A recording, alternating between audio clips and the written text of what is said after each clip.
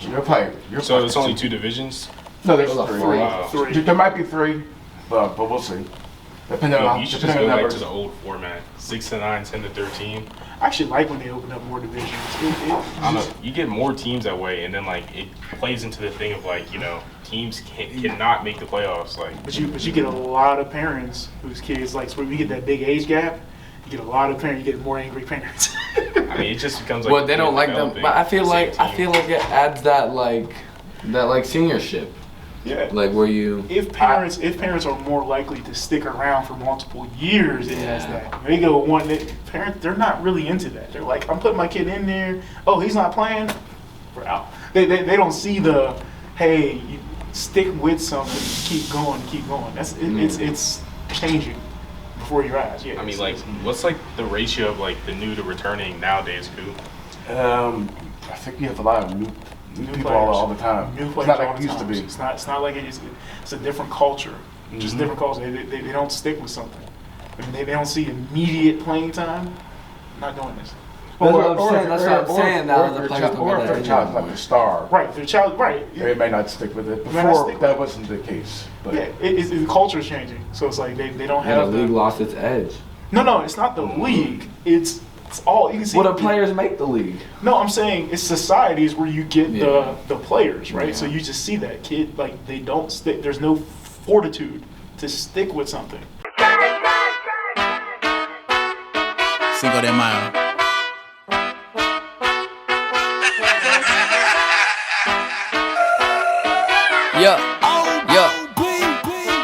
Yeah. My shorty bad like Shakira. Ooh. I told her look in the mirror. Yeah. Don't need a license to carry. I do not let them sit near. She got a heart that's so pure. Better hope nothing occur. Better hope nothing occur.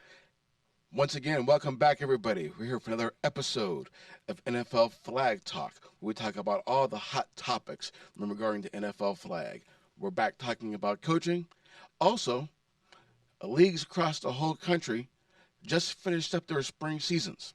So we're going to also recap our spring season in our league here, the Pittsburgh NFL League, with some of the coaches that coached in the spring league. And we're going to introduce them right now. But before we do that, let me reintroduce myself. I'm Eric Cooper, and my partner over there, Rashad Colvin. Once again, welcome to NFL Flag Talk. Let's introduce our guests for today.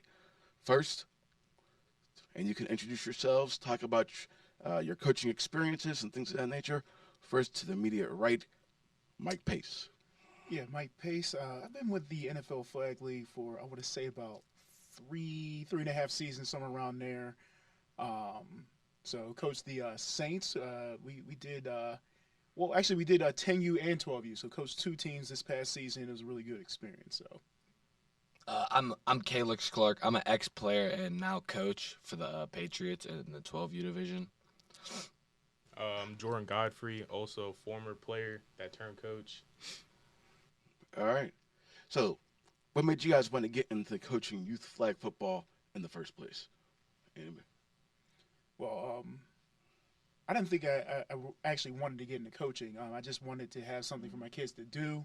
Was kind of wrangled into it, so to speak. 'Cause I think maybe that might be an experience that's common with a lot of people. So, out of necessity, me being able to set the schedule as a coach, that was very big to me. So I think that's kind of how I got into it. I think at a young age, my dad started coaching me and just like being with him and talking schematics. And then seeing other coaches' point of views and me kind of seeing a different way of it, then I wanted to coach my own team, and I played for it. And then I feel like I did pretty good, so I did it myself. No doubt. Me personally, I was ring chasing. I already had 4 as a player, so I wanted to grab some more. That's just why I started coaching. Nice. I like the whole thing about the rings because that was just something that we talked about. Like, I feel like NFL Flag League should – it should be like a staple. Everybody should have rings. Like the Super Bowl champion, you should have rings. So if you're not doing that, you're doing yourself a disservice. Just like Jordan said, like I feel like it's just one of the things that like people look forward to. Like, hey, we're champions now. We got rings, just like the NFL. So this past spring season was just awesome. I feel like on a lot of levels where we had a ton of teams, like every division was full. So coaches, I'm gonna throw it to you guys, and you guys can answer it, in any order you want. What were some of your highs this season and some of your lows for the spring 2024 season? We won a lot of games. Well, let's start with 10U. 10U, I think we went almost undefeated during the regular season, but there was a lot of moments where there were some challenges. We were able to overcome that. We were down a couple games, came back. The lows, losing the playoffs. I thought we had a really good shot to win the championship. Even with the team that was in the 12U that was the 8th seed, I thought we gave the number 1 seed their toughest game. Just had a player show up there late a little bit in the game, but the lows in the playoffs I think were highs, probably going to the championship as a number 2 seed. As for the lows, like my players fighting other players and just that whole negativity. That's not what the league is about. It's about positivity, like developing yourself as a football player and just having fun. But to tarnish the league and act the way they did, that wasn't cool. I think my season started off a little bit lower. Like we lost 2 games, and then we kind of picked it up. We beat the undefeated team going into the playoffs. But finding a quarterback was kind of a hard thing for me to do because it's always all right, who's a quarterback? And you got kids half raising their hands, so you kind of have to teach a kid how to play quarterback. Sure. Speaking of experiences, Jordan, I'm going to mention it, throw it out to you. Your team went to Acrisure Stadium. For those who don't know, that's the Steelers Stadium. They got to play over there. So tell us about that experience. It was fun. Lights weren't bright enough. Went there, beat on the Vikings. Ain't nothing new. That's about it. That's all right. We can talk about the logistical things about that. We can, absolutely. Yeah. So let's talk about it. So one of the things I think the biggest thing for winning games in flag is talent. For sure. Coaching I think is somewhat overrated. Really? I think coaching is somewhat overrated. Really? I think coaches lose games. I think players win games. Okay. And what happened towards the end of the season was, as you know, the hand-picked teams versus the teams that were drafted. As you can see towards the end of the season, they all won out. I mean, Valley 12U probably should have won that game too. But that being said, the talent and the way the teams were set up, that kind of at the end of the season, so that was the difference. Okay.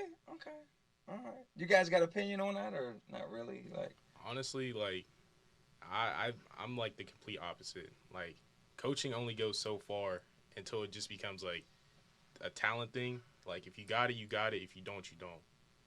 You could be the best coach in the world, and they still they just can't perform. So you agree with me? Oh, I thought you said the opposite. No. I said to say we're on the same thing.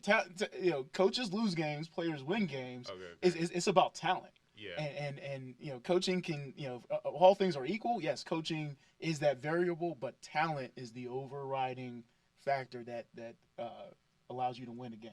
100%. And I agree with that, but I just feel like coaching, if let's just say a player is not as talented, and coaching a player up and developing a scheme against a better team, I'm just saying from experience, I'm just going out and looking at, I could just think of off the top of my head, we played a team from Miami, and this was in a tournament, the biggest tournament, Beast of the East. We played a team from Miami, and there was a bunch of local kids here from Pittsburgh. They were way more talented than us. And I just felt like our scheme allowed us to beat them because we just out-schemed them. And this was a coach that won national championships and all that, but I just felt like his teams are always talented. I just felt like the scheme that me and Diesel put together just kind of overshadowed all that talent. So I guess I could see both ways. I see your point, but I feel like coaching does matter. So it does. It does. Yeah, coaching definitely matters. It is a variable. I think more often than not, you put your team in position for the players to win the game. For sure. Coaches more or less, I think, can lose a game for a team by perhaps making some decision that's questionable. For sure. But really, I think when you come in that situation with your team, the talent gap that you might perceive to be there might not be there. So if we look at some of the Pittsburgh elite teams, they're pretty talented. There's not going to be like a huge gap between them and someone. I mean, and so with that being said, I just think talent. If there's a talent gap, I don't care how good of a coach you are. Gotcha. It's not going to make that much of a difference. All Yeah. right. Good point. I agree with that. All right. So, let's talk about game planning. Are there any like coaching strategies or play styles that you prefer, or while you're coaching, or while your team's up? Like while we're up, like winning. No, I'm just like, sure, I mean, anything. Practicing. When you're going into a game, what's your like coaching philosophy? What's your style? What's your mindset? I feel like something that I like didn't take in consideration until halfway through the season was I'm working with kids that are like don't have that high of an attention span. So I would like if I had a practice on like Tuesday and Wednesday, then that next Saturday they would kind of forget the plays and we weren't looking as sharp. But if I practiced on a Friday night, then we would look way more sharp. So I feel like practicing then and having like a scheduled practice and doing everything the same every practice is very important. I would say game planning for the other team's best option. One thing I was thinking about was you probably remember the Ravens versus the Colts in the championship. So talent. He had a player that came in pretty late. That was the most talented player in the league. He was phenomenal. I don't think Chris was better than Chris. Tayon. That year, Chris. You think? Tayon was phenomenal. Tayon's phenomenal, but Chris was he was so good. Okay, all right. He was he just single-handedly. And one of the things that I disagreed with was I was like, hey, we need the game plan specifically so that this person will not beat us. If they beat us with somebody else, that's fine. They deserve to win. They're the better team. But don't allow the person that you know they're going to try to go to beat you. And I've always taken that philosophy when preparing for a team is that we got to make them do something that they're not comfortable with, and then let the chips fall where they may. For sure. Yeah. I know even though we lost, when we were playing the Cardinals, Jeremy can't move. Like, so we just, like, do 2 deep crossers because, like, they have him, like, on an island by himself at safety. So that's just easy to, like, take advantage of. We just, unfortunately, didn't get the job done. But, yeah, I'm not going to lie. I spent, like, a lot of time, specifically this season, like, scouting other teams. Like, I would go to their games, watch how they played, like, see what type of offenses they ran and defenses. That's how I would just game plan throughout the week. Nice.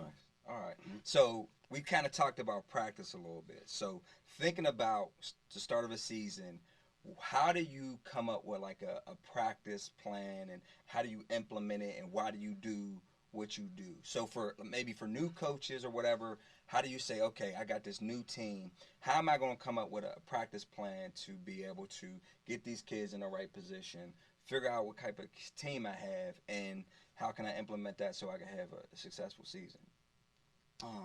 I mean, I try and implement things in practice on like levels. So like if I want to work on like a specific play, like where they do a new route, then I would do like a footwork drill, and then I would do like just some basic passing progressions. Okay. And then I would maybe have one receiver and then run that one route, have them all do it, and then I would put the running back in, and like on levels, I would just go up with Okay. it. All right. I like that. I would say do things incrementally. One thing, if you're a new coach, I honestly think that you should be an assistant coach before just hopping in and trying to be, because you have to understand just how to deal with kids, just how to structure practice, and coming into that cold is very difficult. But you got to do things incrementally. Don't just try to throw a whole bunch of plays, because it's not really going to work. You have to have a system and something that you're going to build off of. And starting week 1, you might only have 4 or 5 plays, but just build on it slowly, and by the end of the season, you'll be able to do a lot more things. All right. I like that. Honestly, like whatever my coaches did when I was a player, that's how I just coached my team. Like I just like replicated that like exactly, even with some of the plays. That's like I didn't really do too much like progression wise, because like I feel like the way I drafted, they were all like already pretty talented, and like they were already at that level where I didn't have to like progress anything, but like there was still room for improvement. So I guess I should have now in like retrospect.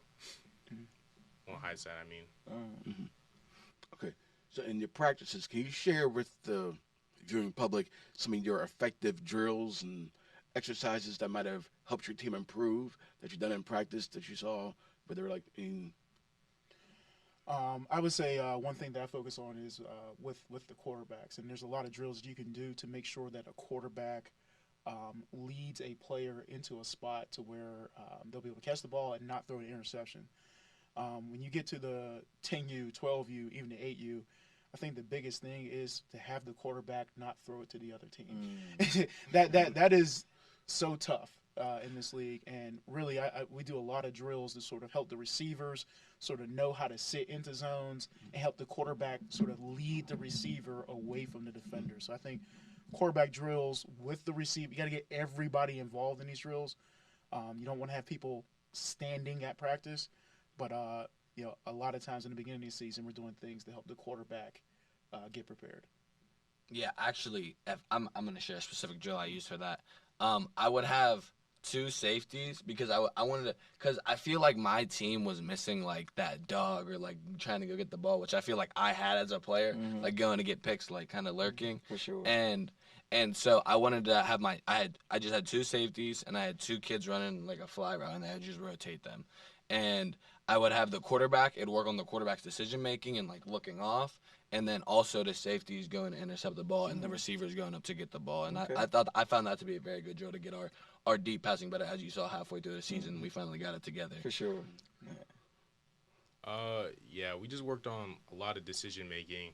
Like me or my other coach Wesley, like we would like guard our receiver, and like wherever we were playing defense, we made sure Camden put the ball on like either his outside shoulder, let him out in front, let them use their speed, and like and when we would do like deep posts, like if the safety dropped down, throw it over the top, or if they're so like back in like a blanket coverage, just like throw it under them.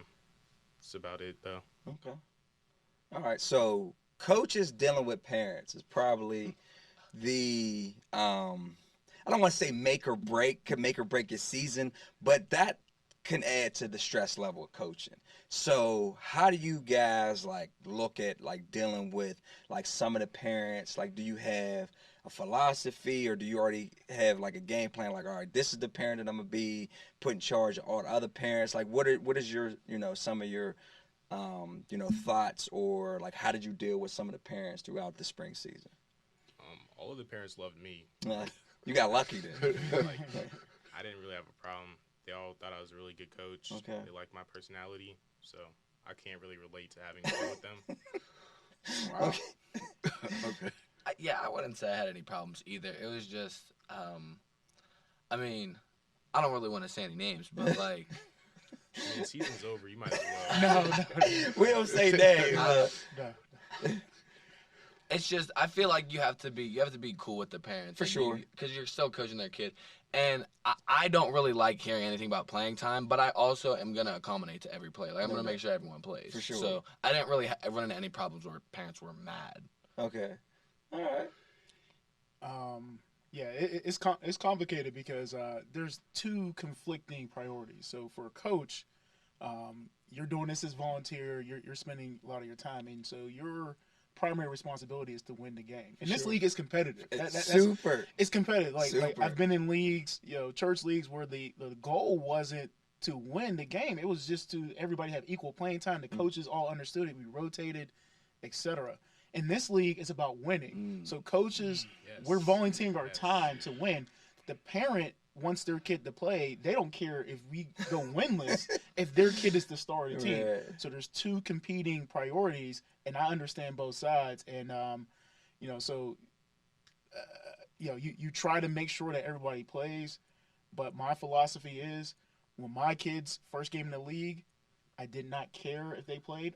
I paid money so that they would be on the team, but their playing time would be determined by how they progressed. And so the same standard I put on my kids is what I have for my team. And sometimes parents do not like that. For sure. Yeah, I get that. Yeah. I mean, just to chime in on that, because because you got kids and I got a son, so I understand like, hey, I feel like he should be playing, or I feel like maybe giving him the opportunity. But as a coach, you understand it more. Like that's sports, like that's a part of sports. But then you have parents that don't understand because all they know is, hey, my kid should be playing, and that's all they see. So I do, just like you said, I get both sides, so I completely understand. So let me chime in for that for a second. The goal is to win, but isn't the goal to win and develop the players at the same time? Mm-hmm. And so can't you? How can you? I mean, Players are. Go ahead. You can't win. I mean, me as a coach, by the end of the season, all my players were pretty developed. So they all knew the plays. I could get them all the ball, and they could probably all score. So, I mean. You drafted 3 quarterbacks. Players are developed at practice. One thing, Good point. the game just shows what you can do in practice, and parents don't actually. Most of them don't stay at practice. They don't actually watch their kids. So they maybe they think their kid is doing something in practice, and they don't approach it as, hey, how can my kid get better?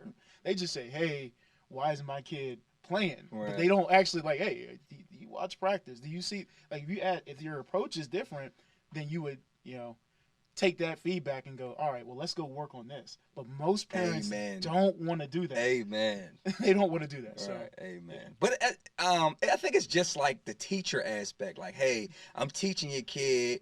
What are they doing at home? Like, I'm teaching them algebra or whatever. But once they go home, they're yours. It's the same thing. Exactly. So, yeah. Exactly. Good point. Yeah. Good point. Okay. Well, let's get into developing. How do you develop the individual players and keep that overall team goal? I mean, so one thing I did was I would come early. So as a coach, I never came to practice like late that I could think of. But I would come like a half hour early, and I would send out a message to the players like, hey, I'm doing some individual stuff. Particularly, I would try to reach out to the quarterback like, hey, get here a little bit early, and we can do some individual drills before we start practice. So that'd be some time like that we can work with receivers or just work catching the ball, quarterbacks working on their footwork. Obviously if they want to stay after, I'm available for that as well. But I think you just got to make a little extra time to develop a player individually if they want that or if the parent can actually come out. I don't develop players like what do you mean? So this is what when we say develop a player, you get a player and maybe they've never played before. By the end of the season, they running routes, they can catch, they grabbing flags, they can cover, like everything that it goes into. Hey, what is this player on this team for? What is his role? You develop them to make them, if they're a role player, make them a better role player. Like, how do you build that player up? Because, again, a lot of these kids, at least for the spring, a lot of them were first time playing. So how do we develop those players so that way year 2 there's a bigger a bigger increase? Now they're more developed and I can throw more at them. So I think especially like at 12, that's a little bit younger. You have to focus on like very fundamentals. Like one of our big things this season was like head fakes and like catching the ball like this. It was like this. Okay. So like at the beginning of practice, we were just throwing the ball, and I was like, guys, you have to go like this and throwing form. Like, the very small things I feel like, because no one's perfect at 12. So you working on those small things, they're all gonna get better just because that's basic football skills. No doubt. Gotcha. All right. Yeah, pretty much the same with Calix, just getting, the base fundamentals laid out. Like, my quarterback, he doesn't even play quarterback for tackle, but he was just so talented. By the end of the season, we got his throwing technique good. Like, he could throw 50 yards at, age, 11 or 12. I was just really impressive. For sure. All right. So you kind of already spoke on it.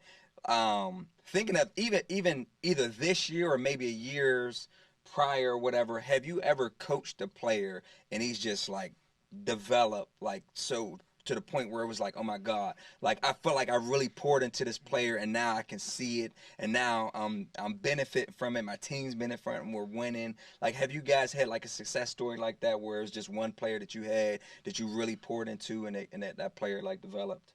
Not really. Not yet.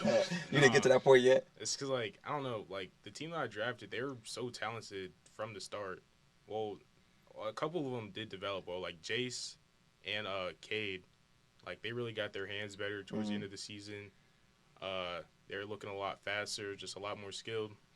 So I could say those two definitely developed well, but the rest of them, like the talent was already there. Gotcha. All right. I know I was only an assistant coach, but Jonah, For sure. yeah, that was I taught him how to be a safety. So Okay. that's what he started getting all them picks that season. Yes, I think he led the league that one Yeah. year. Yeah, I think he led the league like 10 picks or something like Yeah, that. that's when he really unlocked his defensive prowess. Okay. He was nice on offense, but All right. I think we had Matt who came for our team Oh, last yes. year. Oh my goodness. I mean, Talk about that. That was kind of like doing that extra practice before and after, and just working on the footwork. And so he played up a division because there was an 8U in that fall, and he came in and helped us win 10U. And then now when you see him in 10U, I think if he had a slightly better team around him, but I thought when I was observing him, he's still on the younger side of 10U. He's actually just taking that to the next level. So I was really proud to work with him. And his dad, to that point, was working with him outside of practice. And so that all makes a difference. For sure. And just to kind of piggyback on that, like I saw that too, and I remember discussion. I don't know if it was rookie or quarterback. It was one of the wars during the fall. When we were talking about that, where we seen him being like 8 or 9. Or I think 8, and then playing in the 10U division with 10 and 9 and 10-year-olds, where it was like his numbers, like the amount of touchdowns he threw versus the amount of interceptions, and for him to be 8 and to lead a team to the Super Bowl and to have the season like that, it just spoke volumes of the work that you guys put into it, and his dad too. So we definitely we saw it. So yeah. One thing was like, he was a game manager, I thought, for that year. But what he did was not put the ball in the other other team's hands. Yeah, So for sure. it's kind of like you think of Tom Brady. He didn't start off throwing 5,000 No doubt. yards a season. He was a game manager and then sort of evolved from there. And I thought that's kind of like what he did. He kind of just, took his game up levels. For sure. Yeah. So, coaches always have to deal with challenges throughout the season. So tell me what your biggest challenge was this year, and how did you overcome it for your teams? I would say this is a challenge that you faced every year, or I would say there's a lot of individualism from the kids. A lot of times, the team is just a vehicle for them to get their own sort of glory. They're not so much concerned about the team. They're concerned about doing the touchdown dance, and try to get them to buy into being a team. That's a challenge. Now, I mean, again, there's a lot of variables. So, but you often have that with a lot of kids on the team. Like, will they buy into the team? And like, hey, for whatever reason, no kid likes playing center. Whatever. But it's like, to me, it's like probably the best position because you have an opportunity to be open. You're in the middle of the field, but to try to get kids to buy into the team concept instead of just about your stats, I think that's a challenge you might face every year. I feel like really back to that quarterback thing, finding a passing game was like so hard because I have trying to rotate every kid in.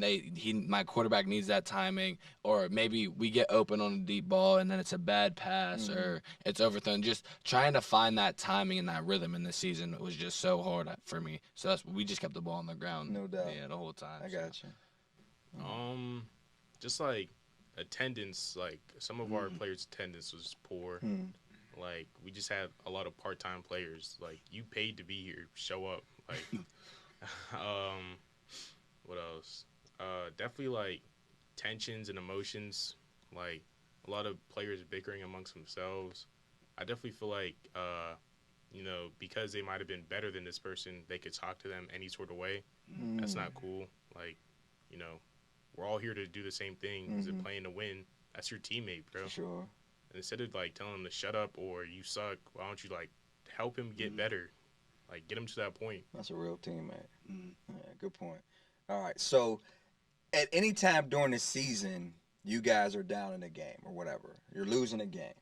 How do you look at, or what's your philosophy on how can we overcome this deficit? We're down by 7, we're down by 14. Like, what's the mindset, and how do you motivate your players, like when you're down in a game and you're losing a game, and you still feel like as a coach you could still win, but the kids are already down. So how do you motivate these players to respond to that way you could still win the game?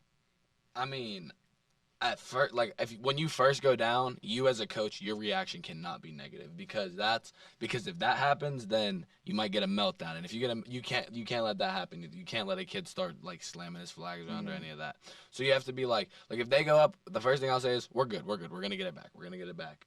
And then, like, let's say it does get to the point where I got kids that are getting upset. It's like, guys, you have to tell them what's going on in the game, because at that young of an age, I feel like they get to thinking real fast, and they don't know that they still have a whole second half. And so you have to like reassure them and be like, we got this. So I just that's my philosophy on it. Okay.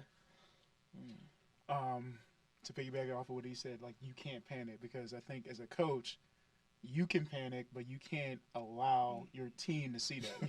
You gotta, because you can go, so you gotta keep your emotions under control, and then you gotta find a positive. I think the first reaction is to go, why did you do that? And it's just natural, but then you gotta take control and say, okay, what is something positive that I can build off of to say, hey, we're doing this okay. If we do this, then once we get a score, we're right back in the game. So you got to find something positive to build off of, so that they won't lose confidence. Gotcha. Yeah, it's definitely that. I think one game, it was against the Raiders. We were getting like beat on first half. It was like 20-0 or like 20-6. Came back out the second half, shut them out, and we scored like 21 straight with a comeback victory. It's all about like just keeping like your head up. Like, don't let the players know, like, that you're panicking a little bit. Just got to be able to manage the game and just, like, move at your own pace while, like, also still trying to win. Just, like, keep a level head. Now, did you say something to them, like, at halftime to say, hey, we're down 20-6 or whatever? Like, what did you say to them to help I was just like, there's a whole lot of football left. Game's not over. We can beat them. They're not better than us. Like, it's just a motivating stuff like that. Let them know that, like, I believe in the team. They're going to believe in themselves. No doubt. Real quick, I know we were talking about motivated players, but I just thought about something. So, because I officiated your game, and I think it was playing the Vikings, you got a chance to win. And I think all you needed was, like, the extra, or I think it was, like, on it was 3rd and short or something like that. I think it was, like, I think your son had went out of bounds, and he was very close, so it was, like, a yard or 2 yards away. What goes into is semifinals or whatever, game is on the line, like, what are you thinking? Like, what are you doing in that situation? Like, what play do you go to? Like, what goes through your mind? Like, how do you operate in that situation? Most of the time, what I try to do is go to the player who is going to be most reliable in that situation. So,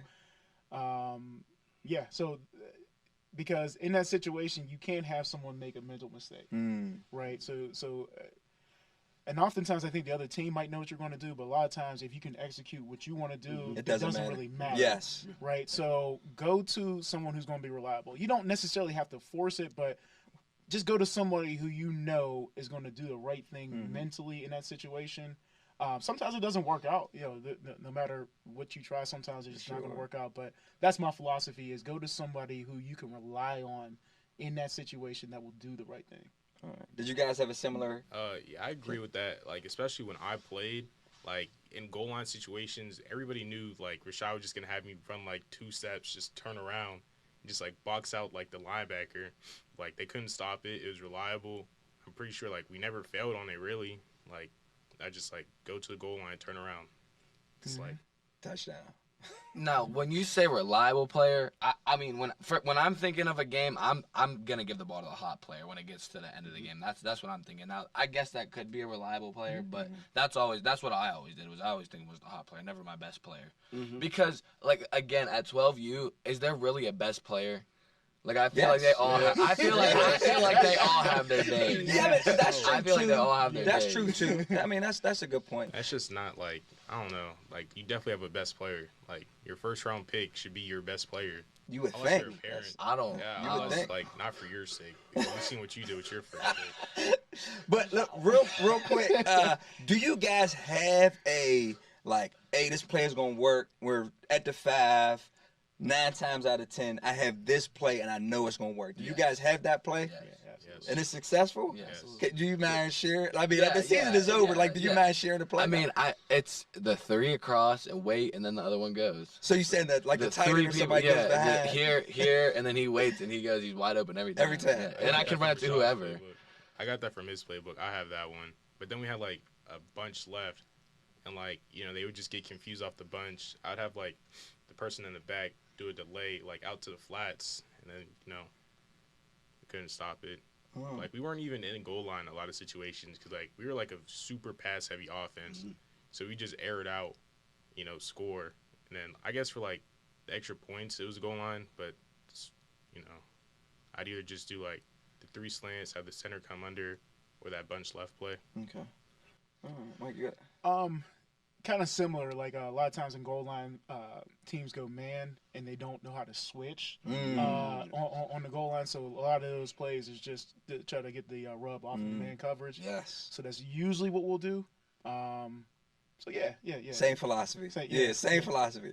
All right, so I thought of another question. I apologize, but good. so Jordan, you guys made it to the championship game. All right. I felt like you guys were the most experienced. I thought you guys had better athletes, but for whatever reason, you guys fell short in the championship game. So it's afterwards. You could have did whatever you could have did, but like maybe what do you think maybe went wrong? What happened? What could you have done better in that situation? Because again, we looking at it, we just like, all right, this Giants Vikings, and we just assume like, oh, the Giants was the number 2 seed. I think the Vikings were like a 6th seed or something like that. It was the 49ers. Oh, it was the 49ers? Why do I keep thinking it's the Vikings? I'm sorry. So it was his team. No. Wait, the no. Buccaneers. So wait. No, I had to. So the 40. So to kind of go there, I think the difference between his team, because his team might have been the most talented. I thought the Patriots, your draft wasn't bad either, but Patriots were great. it's the quarterback. I thought 49ers had the best quarterback, and so I agree with that. Yeah. That's what it is. If you don't have the quarterback, it's going to. Yeah.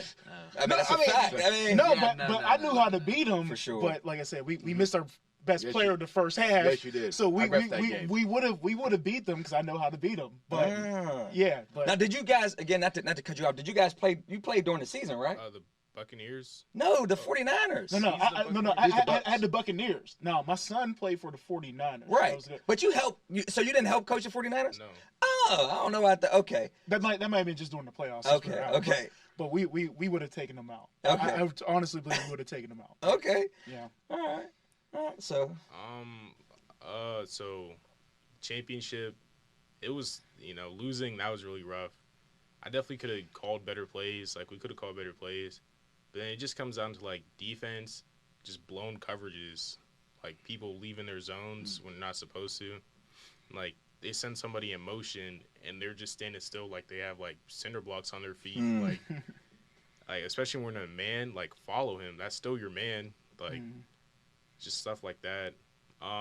Honestly, we shouldn't even have played the 49ers in the championship. That's all I'm gonna say. You shouldn't even have made it to the championship. You see what happened. Can we talk about? Okay, so Sure. we're not gonna talk about. I don't even want to talk about the whole game right now. Just Wait, the real last quick. So play. you two played in the The playoffs? semifinals. Oh, semifinals. The Okay. semifinals. Okay. So the last play, who was reffing? It was. Were you reffing? No, I was not. Were you reffing that I game? don't remember. Yeah, it was Rashad. I don't Okay. remember. So do you remember what the last call was? I don't remember. It was a 6.5 It on the was- last throw for the game-winning touchdown. That's how I lost that game. How about And 10 before years? that, He I sat threw. there for forever. Like, Do we No. got was it recorded? Was that one recorded? Or we don't Probably know? not. Okay. It was I don't think it was. After talking to my other coaches, I don't think it was 7 seconds. Okay. So that's you say you lost on the 7-second That call. and I mean, I feel like the one play where we had the triple reverse and Keone just threw it up, that was a mental lapse from him, because if he didn't do that, because I told him that you're probably gonna have to run it. We just ran this play not that long ago, and he threw a complete duck. So I mean, I'm not gonna try and put it all on one player, but I mean, because there were coaching flaws. I shouldn't have used the timeout, and I shouldn't have used all my timeouts in the first half. Why you did that? Yeah, I shouldn't have used all my timeouts in the first half. That was pretty bad, but I mean, what are you gonna do about it next season, right? For sure. Like, For sure. you You learn talk from about it. calls that game. K literally got stripped, and like you just said, he That was big. bobbled it. Even Calix's dad agreed. Like, my player caught it, turned up field. John is gonna come down here and like rip the ball out and then take it back for 6. That's that tenacity. That's that tenacity. That's not You the can't- rules. That game was recorded because I want to say I think I saw that play. I think that game was recorded. We're gonna have to go back and look at that though. So. And they didn't even win the championship. We were gonna beat the 49ers again. I feel like we matched up better against them because we had a better run game. The bottom line is, I think everybody would agree that they were beatable. So in that 12U, it was very tight. Yeah. They were beatable, but the quarterback position is the most important position on the field. And if you have the quarterback, you always had a shot to win. Like my son, obviously being on that team, he thought the team was drafted poorly. He was like, "Oh, we're going to lose," and I'm just like, "Well, you should be able to carry the team." So I was trying to change his mindset, and then that's sort of like what happened was like they had talent. I thought the 49ers were great. No, they had talent. Don't get me wrong. There's a coach. I mean, they had some good players on their team. Right. But if you look at all 12U, there were a lot of good teams in 12U. Yeah, there The were. 12U was like SEC this year. 12U It was they had stacked. a lot of good teams. in 12U was stacked. But yeah, like I said, the quarterback position is the most important position. For sure. And that's one thing we had said about like looking at everybody's division. We said whoever won that 12U division, they deserve it because every team in that division was stacked. So it was a good year. Yeah. All right. So next topic, we're going to talk about mentorship and growth, and how to be a good mentor for your team. So, Mike, so just a question for you: how do you think youth flag football has evolved over the last few years, and what keeps you passionate about coaching? How has it evolved? I can't necessarily say I see an evolution in 3 years. I probably would have to be around it a little bit longer to speak on that. Now, as far as like mentorship in flag, I think kids have to stick with it. One season is really tough to mentor someone. But I guess the encouragement that I would give for parents especially is stick with it. Sometimes parents don't see the results of something within one season, then they go, oh, I'm just done with this. But it's like no other area in life would you just be willing to just quit something so easily and expect something. So if you every kid is terrible when they first play, by the way. It's very rare. But if you stick with it, they'll see some success. But yeah, I feel like over the years, like when I was younger, I mean, at least in our league, we didn't even have a blitz. And then like even when the blitz first came around, coaches were still like not every coach did it. And now it's like if you're not blitzing it, you're not gonna. I agree. Yes. I agree. I don't know. Like you can substitute a blitz for good zone coverage. I agree. No, I agree. no. But I feel like if you can blitz, it can take the whole passing game away. They're so on a timer. Like they only have 7 seconds. If you can like. Who can cover someone for 7 seconds? Yeah, No one. I don't care. A good zone defense can. All right. Not for 7 seconds. Yeah. So, and that, I'm now during the season, I think I don't blitz as much just because I think I want kids to develop to know how to play zone coverage and put stress on them because we're not really playing for the regular season, playing for the playoffs. But during the playoffs, you don't sit back and let a quarterback pick you apart. That under no circumstances will I give someone 7 seconds to throw a ball. But what if you don't have a player that is a good blitzer and doesn't like if they just run by him? It don't matter. If they just run by him, I feel like now it's 4-on-5. Man, it's 4-on-4 because the quarterback still ain't going out. But Yeah, I'll take that. Worst case scenario is 4-4. Yeah, I'll take that. Yeah. Talking about what he said, like playing for the regular season and playing for the playoffs. That's always that's been a pet peeve of mine recently. Bring back not being able to make the playoffs. Yes. Really? Yes. Like why should a 1-7 team make the playoffs? Why are we just rewarding them? Like you should want to or make a play-in game. Like make the bottom. I think we 4 do teams have a do playing that. game because that's what we did. We had a playing game where like the bottom 2 teams played. And then make spot. Yeah. Yeah, we did that. Yeah, we had a playing game like this summer, this spring. I think the way it works is fine.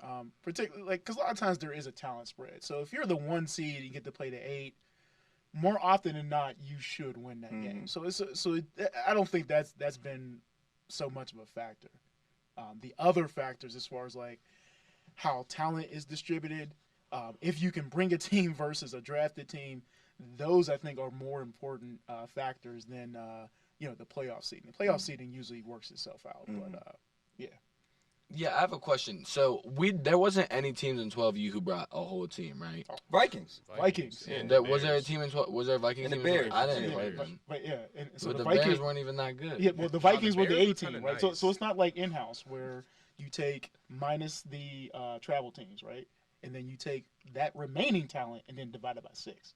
So that just shows you how much talent there is in the Penn Hills League. Exactly. You can even have a competitive team Yes. once you take off the travel teams and then divide that by 6. Which is crazy to even think. So when they brought a team, they had their A team, which was the Vikings, and then the B team. So that concentrated talent on the top team, and then at the end of the season, even with the next gen, it all came that they all won.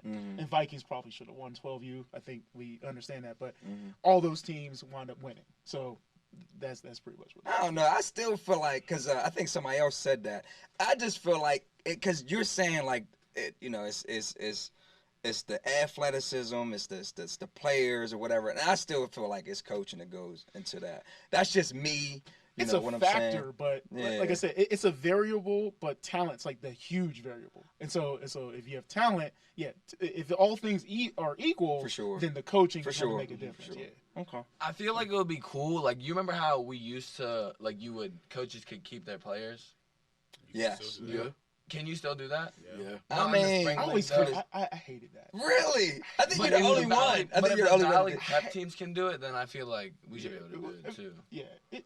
Mike, But to speak on that, I always hated that you can keep, because first of all, it's like, well, different kids should go under different coaches so that they can learn different. Because how I coach, I might be missing something that they could get from another coach. And so if you go through the same system, then you really don't get. Well, that's why we put out there. You don't have to keep your whole team if you don't want to. Well, I just think everybody should be drafted. That's just my philosophy, because that way you get exposed to different coaches. Yeah, but then it's not as competitive because, like, if you no, have, it'll still be competitive. It would but just if be, you it have would just move two around. kids who have been going against each other for 3 years, same teams, I feel like that gets way more competitive. There's way more to that than if you're switching teams every year. Yeah, but you get into this thing to where there gets to be like dynasties, and I don't think that should, because typically when it comes to talent, it's always going to run. So if you have the same team together, then basically you just get the same teams winning, and it's just not as exciting as if you actually draft everyone and then let it be evened out again. And then now, as much as humanly possible, the talent is equal as much as you can, and then the teams just compete and then see who's the best coach. Well, let me piggyback off that. Are you saying every kid should be drafted, or like if you're the parent, you get to keep your kid? So you've been blessed to have two of your sons are also star players on the star players, and so. So yeah, you already come in with. Yeah, if you're a parent, logistically it's just going to be tough to be a coach and have your kid. So logistically, I mean, there's only so much you can do. But if your kid isn't as talented, then that actually can hurt you because you have to take your kid. Yeah. So really, and when I look at it, most of the coaches' kids are really good. It's just That's a fact. I don't think it's necessarily even an athleticism thing. I think just because they keep playing every year, it's not like they're better. The more you put time into something, Right. just the better you get. For sure. So I think all the coaches have advantage with their kids. For sure. Plus, after a practice, you get to talk about stuff at home. Yes. And so there's just such an advantage for that. No doubt. But pretty much, I think all the coaches in the league, maybe except your dad, but pretty much most of the coaches in the league have a son. For sure. Yeah. So. I mean, just to kind of, I guess, talk about what you're saying, we allow the coaches to decide what they want to do. Mm-hmm. We stopped making decisions on that years ago. Mm-hmm. So everything was kind of up for debate other than like NFL rules. If NFL flag says this, then these are the rules that we're using. But as far as like some of those, things that you're talking about, for the players or for maybe the quality of life of the league, we allow the coaches to vote.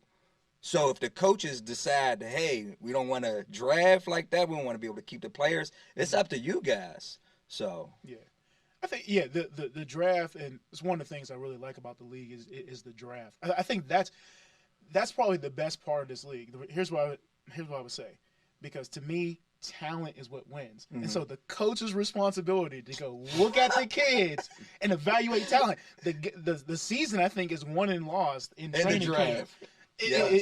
So you get the opportunity to pick the kids, because I thought we won because our 4, 5, and 6 picks were, I thought, better than some of the other teams. Mm-hmm. So, again, I'm in favor of a draft just because it just allows other coaches to coach other kids. For sure. Evens out the talent as best as you can, and that's a good point. That's a good point. I like the camaraderie of having that same team every year, because I feel like then you get to see really, really good teams. For sure. I feel like the talent can still be distributed like equally. Fall wise, I've only had 2 coaches. Like, I've been on like the same team like my whole career. I was in Rashad my entire 6 and 9. Then I went to the 10 to 13. Mm-hmm. I was on the Redskins, which is now Chiefs, like the whole time. So you won a lot of championships? Yeah. At the expense of other kids, though. So keep in mind, really. Yeah. So it worked out for you, but keep in mind, as you had the dynasty, it was at the expense of the other teams in the league. I mean, the other teams, they were really competitive. Yeah, it's not like it's not competitive. That was the peak of the league, in my opinion. We always talk about that. Everyone says that their time was the peak. For sure. Yeah. Just like the NFL players, it's the same thing. Now, do you feel like, hey, if you would have went to a different coach, you would have got better? Or do you feel like because you had the same coach, you got better that way? I would say because since I had the same coach, I got better that way. Because it's the same thing every year. You keep working at it, you're gonna get it. Especially if it's the same schemes, same plays. You do that for 3-4 years straight. You're gonna do it perfectly towards the end. It just becomes a second nature. And I feel like it gets you put in a system. Even if what is it? It's 10 to 13. Yeah. Mm-hmm. So even if you go on a team when you're 10, you're learning the system that year. Maybe you get in. That was how his team was. Yeah, for sure. And then when you're 11, 12, you're kind of the main guy. Mm-hmm. So. And I feel like it kind of sets you up for high school too, because that's kind of how sports are in high school. So I feel like that's a good way to look at it too. Yeah, I agree that there are those positives that you were talking about. They're very good. But I think one of the other thing is, outside of that, you have a lot of, rotations or just a lot of turnover, maybe. Because, with Rashad and some other coaches, they'll stay, but then you're going to have a whole bunch of new coaches every year. Sure. And then for the other kids, you're getting a new coach. And, so while it works great for you, I think for the league and for those other teams, it's not as great. Well, I guess that shows you how the league is now. Back then, it was the same coaches returning every single time. We didn't see new coaches. Yeah, the coaches who come back should be rewarded. I feel like that's a big thing. I think for the league, how the coaches, retaining coaches. Mm-hmm. Now, will coaches coach in the league if their kids are not in it? Right? Are they invested in the? Other than his dad, it's are they? And I think that. Reggie. Yeah. Oh yeah, right. Yeah. So we have a handful. Yeah. There's some coaches that, but I think the biggest thing is the coach experience has to be a good experience, because even more so than parents. Parents sometimes will come and go, but the coach is that buffer between the parents and the commissioner. And so if the coach really is bought in, even if my kids aren't playing, I'm invested into the league because I think it's a good thing. I think that will give a good experience. And then what you're talking about as far as like, hey, systems, you'll have so many coaches there, and then their system will just stay because you don't have that turnover. For sure. So much turnover, I think, in the league now because that's a good point. coaches aren't invested. For sure. It's a good point. But let's talk about. We have two youth coaches here. How do you balance coaching with some of the other responsibilities that you guys might have in your lives? Just like, I feel like it fit into my schedule pretty well. Like I did have to I just scheduled it like around my work schedule, and it wasn't too hard. Because, like, it's during the spring. I didn't do any spring sports. No homework. You ain't do it. Oh, no. I mean, homework, like, nobody really does homework at home. Like, it's either in school or, like, the next day in the morning. I feel like whenever you're going and you're saying, I'm going to go coach, you kind of have to look at it from a perspective like, okay, what's going to happen if I, like, fluff this off? There's kids at stake. Like, this is their experience. So I thought about that. So when you're making a decision, you kind of have to be like, okay, I'm going to have to put a lot of time for this. So I kind of tried to clear my schedule. I wasn't really doing any sports. It was like the end of volleyball season and the end of school, so it didn't really get in the way that much. Gotcha. All right, you got anything else? Because I want to. No, go ahead. You can. So look, this is my favorite question. We had just thought about this. So with NFL, I can't say NFL flag. Let's just say flag football. With flag football now being announced to be a game in the 2028 Olympics, NFL players are talking about, hey, I want to play in the Olympics. I want to represent USA. If you are the coach making a decision to pick the top 5 players, quarterback, receivers, running back, whatever, who would be your 5 players that you would pick that would be on your starting 5 for the Olympic team? All time or right now? Right now. I feel like you need, quarterback, you want a versatile quarterback. So, like Lamar Jackson, you could probably play him on defense somewhere. And he could also He wouldn't be play like, defense, but go ahead. Oh, I can have Top five players on offense, 5 players on defense? If you want to do both, yeah, you can do both. Okay. Give him 2. Okay, I feel like Lamar Jackson should be the quarterback because I feel like the quarterback should be versatile. Okay. And then, Justin Jefferson, he's the best receiver in football right now. It's debatable, but okay. Okay. You need some size, so a tight end of, like, who's the best tight end right now? Travis Kelce?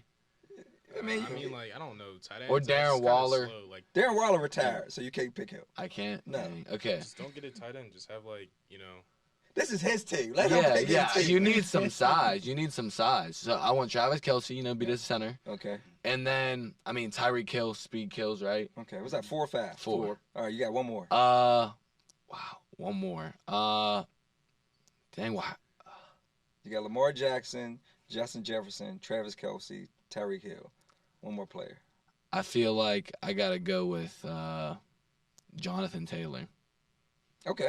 All right. I like that. Okay. All right. You two got quarterback, either Justin Herbert or like a Will Levis. Like Will. Yes, Will Levis is nice. Okay. All right. It's your team. Will Levis is nice. He represent USA. Okay. I'll do Justin Herbert though, just because like he is versatile. Like he can run the ball, and he's also like he's huge. Okay. Yeah. Receiver wise, I'll go Justin Jefferson. I'm gonna need a deep threat though. I'll need like a bigger guy. I'll go like Mike. Nah, Mike Williams is trash. He's not trash. He just get hurt all the time. He's not trash. But we can't even see him play. So like All right. I'll do like a D Hop. Okay. Running back. I'll do definitely like a Breece Hall. Okay. All right. And for your center, I'll go. I'll do T.J. Hawkinson. Oh, I like that pick. I like that pick. All right, Mike, give me your 5. All right, if I'm doing quarterback, I probably would go like a Brock Purdy. Game manager, but Super Bowl. Here's the thing. Okay. It's about accuracy. Like the quarterback doesn't have to. Lamar Jackson isn't taking off and running, right? It's NFL flag rules. It gives you the opportunity to open your. I guess it just depends on your philosophy, but I like that, Mike. The best way to move the ball and even tackle is to throw the ball. It's the most efficient. Yes. So I need somebody who's going to get the ball out accurately, and I need just get it to where it's supposed to be. For Let sure. the other people make the plays. Mhm. I don't need Lamar Jackson running around. Gotcha. So I don't know if I need a running back. So Tyreek Hill could be that person who could take like a, if you need to hand it off, he could take like a sweep or something. So he would be that versatile player. So I think Tyreek Hill is like unanimous, I think, across everyone. And then, I would say like, you can get like a Justin Jefferson just because he's not just like a one-trick pony just running deep. He can actually run all the routes. You need people who can run every route. For sure. And I guess there just be players of that ilk. Like I don't necessarily need like a George Pickens.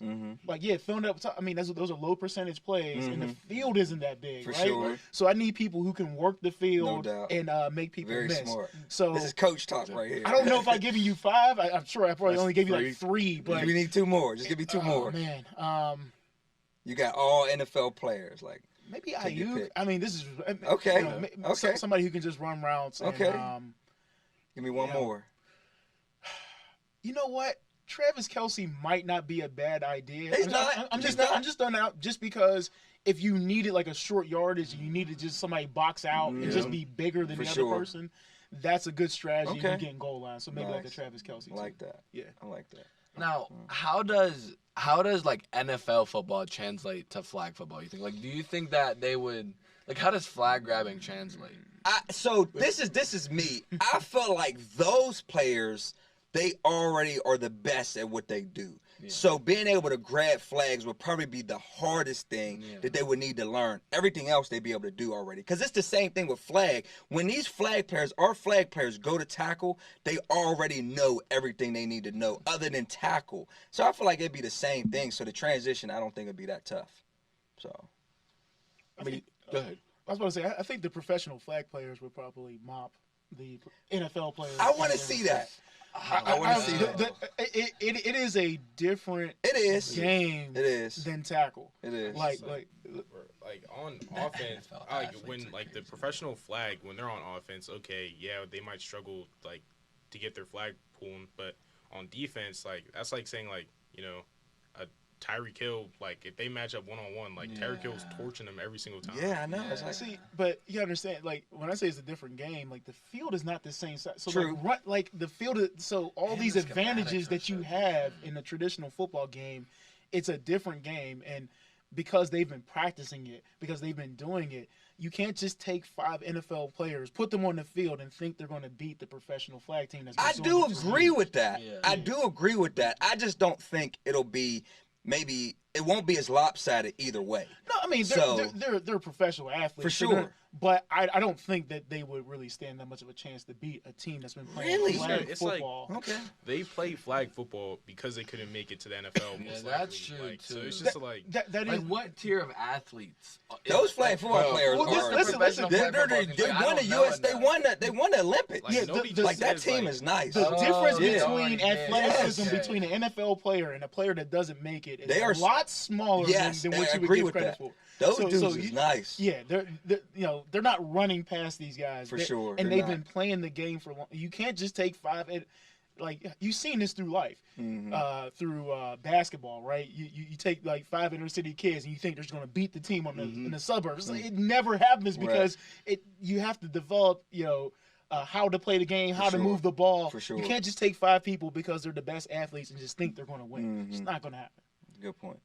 And just remember, the Olympics is a global game. Yes. So not just think of it as United States. For sure. It's you don't know what's happening in those other countries. That's a fact. Because we've seen that.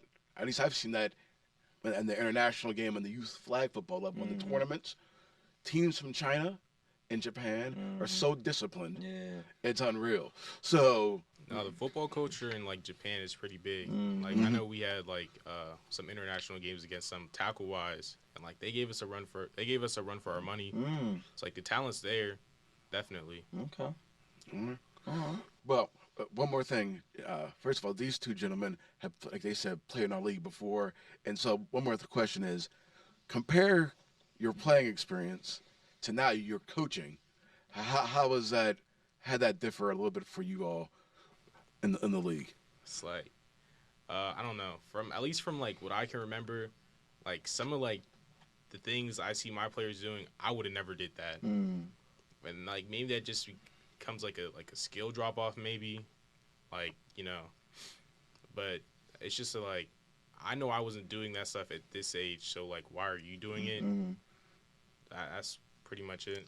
Yeah, I feel like the players, I feel like they kind of lost an edge, and they're not like as disciplined. They don't want to get better, and they're kind of, I don't know. I feel like we're the #1 flag league now, so it's like, Yeah, for sure.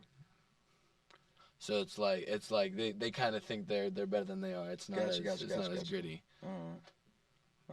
So I got 2 more things I want to say. I want to say something about Father's Day, and I want to just ask another question since we have you two guys here. When me and Coop decided to do something, because again I feel like we've been at the forefront of this whole flag football thing for a long time. When we said for our annual honor ceremony this year, we want to honor our players that put in the work, put in that sweat equity, and we want to honor them by naming awards after them. When you two heard that we were like honoring you by naming awards after you, like what did you guys feel like? Like what was that conversation like? When did you find out? Like how did you find out? How did you feel? Like you're presenting the award, the whole nine? Or? It was cool. I mean, I feel like it was well deserved. Okay. But yeah, it was cool. It was definitely cool to see, especially to see all the other people and like what the name of the awards was for everyone. For like, sure. I thought that was kind of cool, and just how like I feel like we don't get enough respect from the younger players, because now that we got their awards named after us, they still say we're trash, but it's whatever. Yeah, it was cool. Like it was just one day randomly at school, Coop walked up to me in the hallway and was like, I need you to present this trophy. We're naming it after you. It was definitely cool seeing that, like, hard work does pay off. Like the 7 years I put into it, I got something to show. Well, I already did have something to show for it. No doubt. But it's just like I'm now immortalized in the league for sure. a while now until like somebody else it gets a new name. So that's just cool to think about. For sure. All right. So last thing I'll say is like this episode, it's Father's Day. If anything you guys want to say about being a father, I feel like it's the dopest job on the planet. I feel like there ain't nothing like being a dad. So anything you guys want to say? I know you father too, so. Yeah, happy Father's Day to all the dads out there. Sure. Like I was saying, my dad's a coach. Specific shout out to him. Happy Father's Day, Chris Clark. You might know. Well, happy Father's Day to my dad. I appreciate everything he's done for me. Fathers, be involved with your kid's life as much as possible. Sports are cool, but be involved in all aspects of life. It's the most important job, most rewarding job. There's just nothing like it. Really defines my life. So I think, Father's Day is my day. It's definitely my day. For so sure. I definitely appreciate my dad and just being a father. Yeah, I would say, it's definitely happy Father's Day to my dad. He's like the reason I started playing sports, really. He got me in a lot of sports when I was younger. No doubt. And happy Father's Day to all the fathers out there. And I don't have kids of my own, but I feel like for the ones that don't have kids, you're also a father in their community. You're a role model to the children that you impact by your presence and the words that you encourage to put into them and everything like that. So happy Father's Day to everybody out there. And as we always do, you can always catch our past episodes on our YouTube channel, Pittsburgh NFL League. And we also like to mention our socials for all of our guests out here. So how can they reach out to you all? Jordan? JJuice_ on Instagram. My Instagram is Captain_Clark. So you can just, No social media. I work in IT, so I know to stay off of it. All right. That's cool. Well, once again, thanks for watching this another episode of NFL Flag Talk. We'll see you next time. Take care. Episode 11. My shorty bad like Shakira. I told her look in the mirror. Don't need a license to carry. Nah.